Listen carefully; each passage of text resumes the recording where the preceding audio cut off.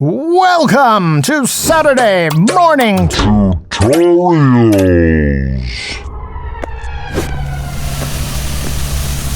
Oh, I suppose I should go save their skins now.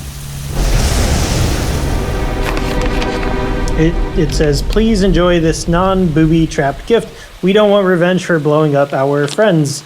All good. Now please shake the box violently. I don't think we should. I think it actually is booby-trapped. Yeah. Oh dear.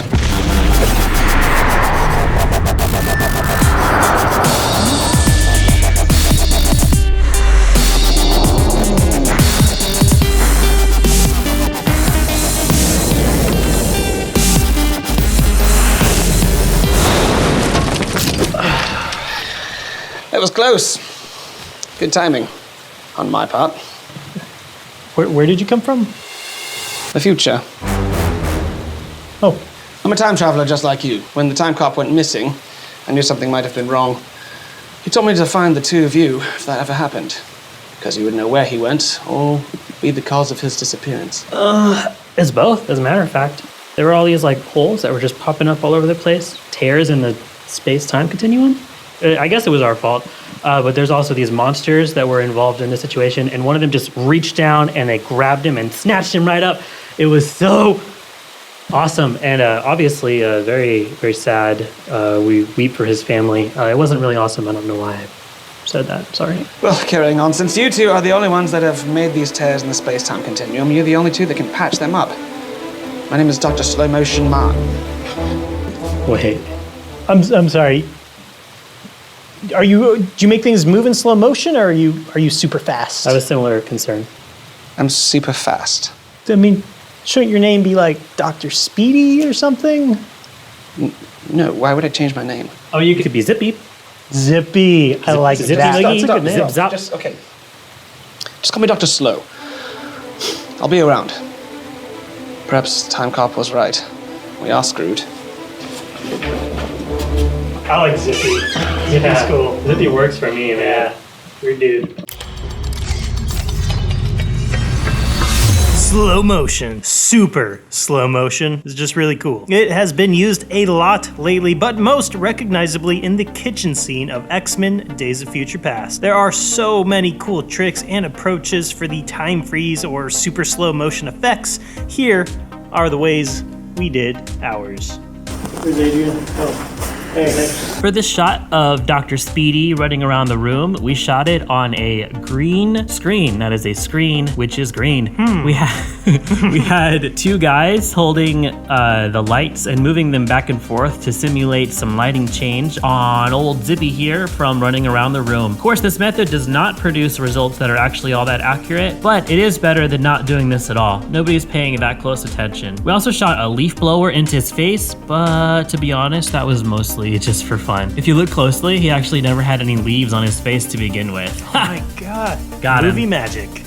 The background was shot super easily by just carrying the camera around the room a few times. It was on a heavy tripod to make things a little more steady. Any type of stabilization gear would work. The footage was then sped up a lot inside of After Effects. We used the effect Force Motion Blur to add some, what do you call that? Motion blur. Motion blur, right. Yeah. This effect is slow to render sometimes, but it gives us a realistic result by blurring together the frames of the actual footage that we lost by speeding up the motion. With this kind of camera move, using a pixel motion blur or RSMB, that's Real Smart Motion Blur, would have given us some wonky results. Look at these results. Wonky! Wonky. We had some practical lights in the frame, so we had to get rid of those, but since the shot is so dang speedy, they ended up being on screen only 13 frames, so the easiest way to approach this was just export them as a JPEG sequence and import those into Photoshop. We got rid of those lights with the content-aware fill function, which is super cool. This is, a little messy of a workflow, but it is F-A-S-A-T, Fasat. Whoa! Zoom! So Fasat. Once the foreground was keyed and the background was adequately blurry, we used ProductionCrate's free light wrap script to get some extra glow onto Dr. Quicklegs from the explosion. Oh yeah, we put an explosion in there too. That's right, yeah. And look, we were on the floor. Yeah, you see him on the wall, dude. Sweet. It was so dope. That guy was so fast. Yeah. The running on the wall shot was done practically. Well, it may not have been the most practical approach. The way we did it was by having Dr. Zip there lie on his side on a rolly chair so we can then just roll him around while he pretended to run on the wall. So what's your deal, man? You like a scientist? Physicist. You're a very serious person with a serious job. Well, I have a very serious disposition. Time is no joking matter. Oh. By the way, guys, this was the best part of our day. Loved it. Nice meeting you, Zippy. Yeah. I'm sure we'll be Hey, buddy. fast friends. Bye. We tried this thing where we had some practical debris strung up in the air. It worked okay, you know, the concept was good, but we ended up just cutting those shots from the sketch as well as literally cutting all that garbage down from the ceiling. For the main time freeze explosion shot, I got to chill on a couple of stools so that we could pretend that I was up in the air. You ready for this, Adrian? For what? For this, man. I mean, I'm doing it. We also had someone off screen grab my hat so we could pretend it was being blown off by an explosion. That's actually the whole reason I was even wearing a hat that day. I'm playing ahead, dog. Yeah, for a while you were wearing two hats. I don't have a good explanation for that. I forgot I was wearing that. I've been wearing two hats this whole time? Yes. Yeah. This footage was shot in 120 frames per second, so we need to change the interpolation to get it to play in slow motion. So let's right click on the footage in the project panel, come down to interpret footage main, and then next to the conform to frame rate part down there, change that to 24 or 30 or whichever frame rate it is that you like to use. We gotta get rid of those stools that Adrian is sitting on. But they're so comfy. He's supposed to be flying through the air, for Pete's sake. There's no Pete's stools sake. in the air. There's no Thankfully, stools in the air. Thankfully, the camera motion is a super simple pan, meaning we can easily replace it by tracking the footage and masking a clean plate on top. All we need is a simple point track for this. We'll match up the clean plate to the footage by reducing the opacity so we can see right through it. Next, we want to draw a mask around the stool, and we'll parent this clean plate to the track so it moves properly. Yo, dog, where'd that stool go? Where do things go when you mask them out? I don't know. It's one of life's great questions. Exactly. By feathering the edge and adjusting the brightness, we can then disguise any warped or out of place features, allowing them to blend together. Remember this, my friends, your effect is only crappy if people can tell that it is crappy. Wise words. Could you tell it was crappy? No, you crappin'. Leave a comment if we just taught you a new word, crappant. Pre-comp all of these bad boys together, and now we have our final background footage. We'll apply the 3D camera tracker so we can go ahead and extract the camera movement. Right here is where things start to get a little interesting. Finally. We'll need two assets to create the explosion with. One for the smoke and one for the fire. We're using one of the fireball clips as well as a new explosion effect. Trim out the first half of the asset and pre-compose it. We'll then use a tint to remove the blue flames as well as a feathered mask so that it's more of a rounded cloud shape. Next, we'll pre-compose the entire fireball asset. The entire fire, I said. And we'll chop down the comp size. I know you guys can't see it, but Chris is doing karate chops right now. All right. Yeah, we're chopping down the comp size until it fits the fireball as closely as possible without it touching the edges. We don't want any wasted space. Got a good workout from that. Create a new layer in the main comp and apply a CC particle world effect. We can disable the position, the radishes, motion path, horizon, and axis box. Nobody needs to see that. Get rid of them. We'll keep the grid though because it's kind of useful. Grid, you can stay, you cool. Make sure that the fireball sprite is placed at the start of the composition. We're gonna use it for a reference for our particles. Animate the birth rate so that it drops from 0.6 to 0 as soon as the fire is all gone. Open up the producer rollout and position the center to where you want the explosion to be. Set the longevity, aka the lifespan of the particle, to a value far greater than your footage length. Chris, your value is far greater than your length as well. Thank you, Adrian. You're welcome. Clear out all of the values in the physics properties so that there's no motion in our particles. No motion, in our particles. Set the particle type to textured square and set the birth and death size to roughly 10. Increase the maximum opacity to 100%. Well, that was a cool way to say that. Thank you. It's the only way to say that. I think I know another way. Draw a horizontal line across the top of the opacity map graph so that the fire keeps a constant opacity. I told you there was 2 ways. That's not really one. We can finally set the texture of our particle to the fire asset. Make sure to set the rollout beside that to effects and masks. To ensure that each particle keeps a static fire texture, we'll need to change the texture time to birth. This is going to make it so that the particle keeps the frame that the asset has at the time of its creation. All right, we're going to use a curves on the fire asset itself to make it so that these flames aren't so opaque, because right now this is looking like a big, ugly red blob. Hey, are you talking about me? Eventually, we're going to give up on making these colors look good and just go ahead and add a tint effect to just get rid of them. Let's change this later. No, Let's change this layer now. right now. Let's change this layer to a screen transfer mode, and we're gonna mess with the particle settings a little bit to get this fire looking more like how we want it. We're just gonna do some tweaking. I guess you could watch if you want. They're all still watching, dude. Yeah, it's a little creepy, to be honest.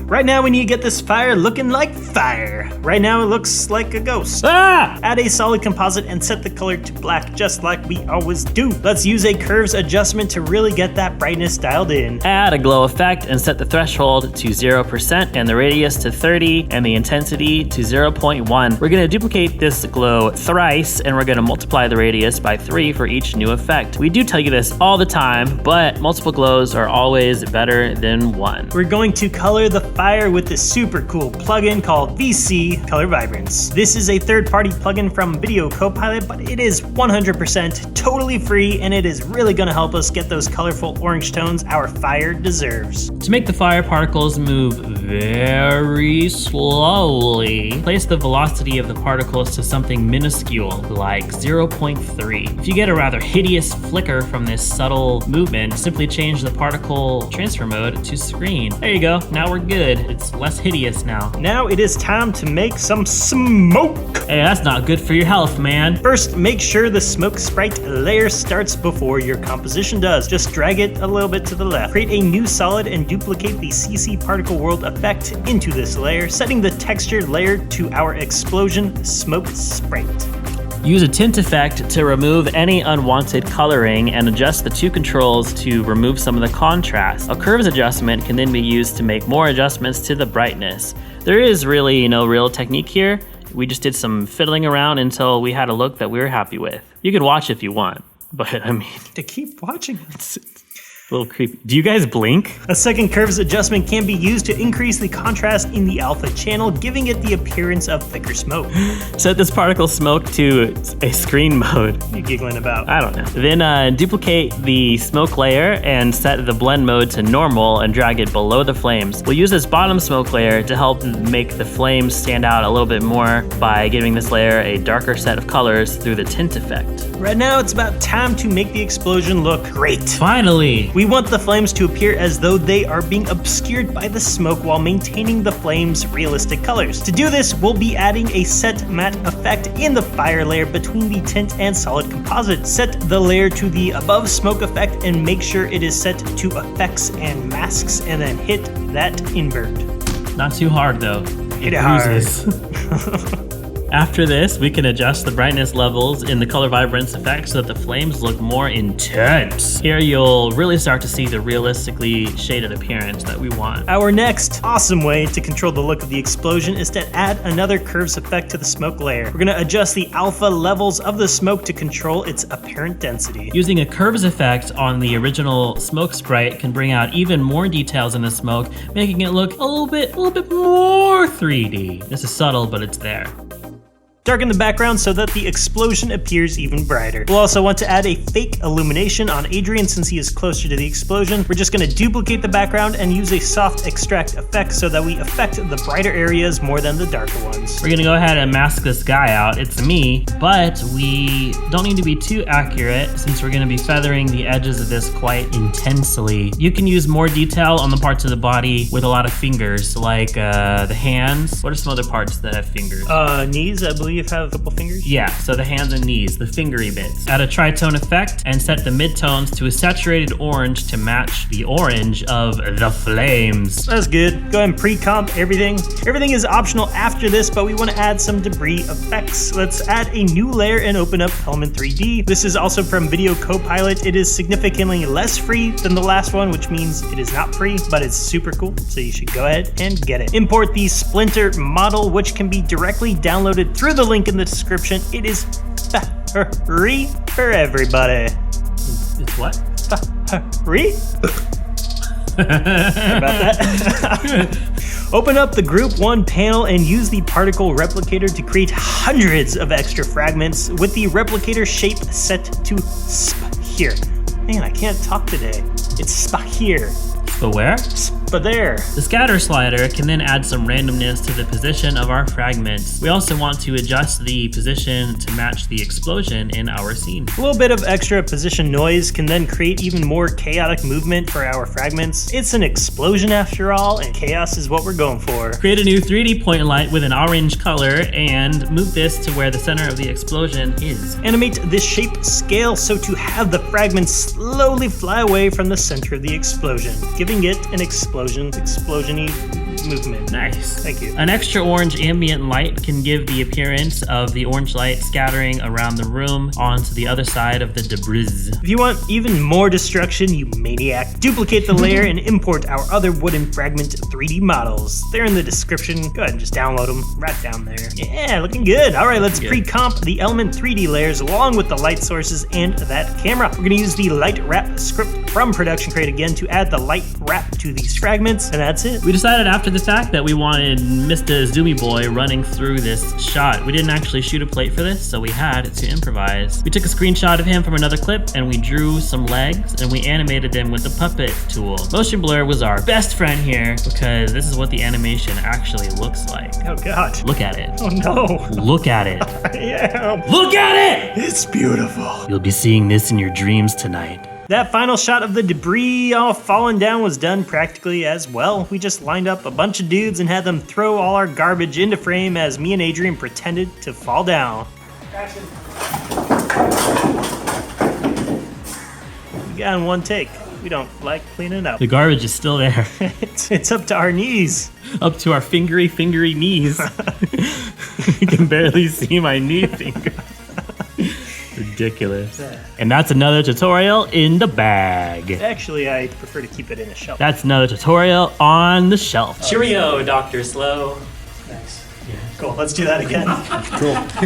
From the top. As always, we appreciate everybody who made it to the end. We appreciate the people that made it halfway through as well, but we appreciate them Anybody less. who just clicked and got us a view or a like, you're cool. We're gonna be taking next week off because we have some cool, fun projects in the works. They're super fun and super cool. If you guys like fun, cool stuff, these projects are fun and cool. So yeah, next week we're taking off, but we'll be back after that. So hold on to your... What should they hold on to, Adrian? Their pro subscription. Hold on to your pro subscription. Hey guys, which version of Quicksilver do you like better? Is it the one from X-Men Days of Future Past or the one from Avengers Age of Ultron? Or maybe some other secret option? Maybe you like one from the cartoons, maybe from a comic book. Let us know in the comments below. Flash is cooler. He's got lightning. It's true, he's got lightning. He's got lightning, bro. Quicksilver has lightning on his costume sometimes, but he doesn't actually have lightning. What a poser. Keep it easy. Later, creators. Later, creator. That was a weird one. Don't be a creator hater. Hey, you fancy yourself a rapid editor? Well, perhaps if you watch a few more of these videos, you will become quicker. Maybe you could push this button right now. Oh, try it one more time. Oh, see, I beat you still. I'm much faster than you. It's just in my nature. It's who I am. I'm very fast. Have you clicked them yet? Okay. I'll wait here a bit longer. I don't have much time. Well, cheerio. And don't forget to make it bloody awesome.